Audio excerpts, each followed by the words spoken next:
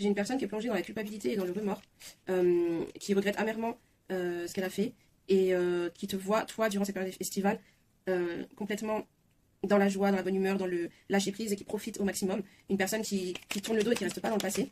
Et cette personne, elle regrette amèrement ce qui s'est passé.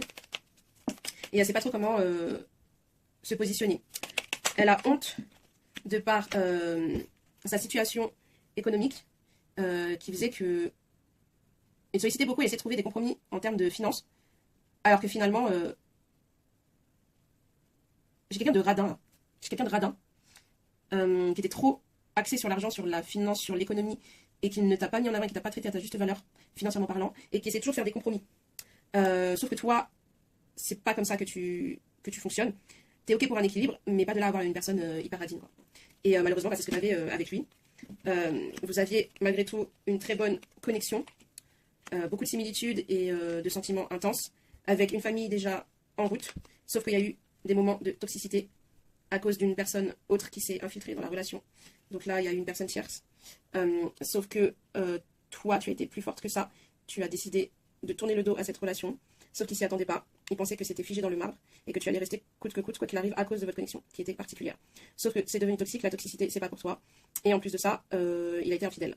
Tu le sais pas, par contre, si c'est concret, enfin, si c'est dans la certitude et acté, ou si c'est simplement des messages. Par contre, c'est vrai qu'il y avait une autre personne, il y a eu de la trahison, il y a eu de l'infidélité, mais tu étais toujours dans ses pensées. Tu étais toujours dans ses pensées. Et c'est pas qu'il ne t'aimait plus, parce que bien au contraire, ça faisait sortir d'autant plus l'amour qu'il avait pour toi. Par contre, la trahison est trop grande. Lui, il est rongé par la culpabilité. Réellement, c'est vraiment pas ce qu'il voulait. Mais c'est trop tard pour lui, parce que toi, t'as tourné le dos. Et il ressent en plus que tu passes à autre chose, mais avec une facilité. Ce qui fait que ça le rend extrêmement triste. Triste et mélancolique. Là, il ressent des émotions qui sont intenses. Et votre enfant que vous avez ensemble est très triste aussi de cette situation. Ah, et pour certains ou certaines, vous avez ce qui est catastrophique là, c'est que vous avez un projet bébé ensemble. Et du coup, ce qui t'attriste toi, par contre, c'est le fait de te séparer alors que vous avez ce projet ensemble. Et là, on parle clairement de l'enfant. Donc, qui pour moi est déjà là, ou déjà en route en tout cas. Donc, qu'est-ce qu'on peut te conseiller de faire en ce moment par rapport à ta situation actuelle? De faire le deuil. De faire le deuil effectivement de la relation. De continuer, en tout cas le deuil de cette relation, de continuer à avancer vers la lumière, et tu es au bout du tunnel. Ça a été compliqué, mais tu as été d'une force, honnêtement, et résiliente, c'est incroyable. Et continue ton cheminement, c'est la bonne direction, tu as fait le bon choix. Et adviendra que pourra pour la suite. Tu restes dans le silence et tu te disperses, attention. Tu as envie de faire plein de choses pour combler le manque et masquer la douleur. Donc tu t'éparpilles un peu partout. Tu restes beaucoup dans le silence, tu gardes énormément de choses pour toi.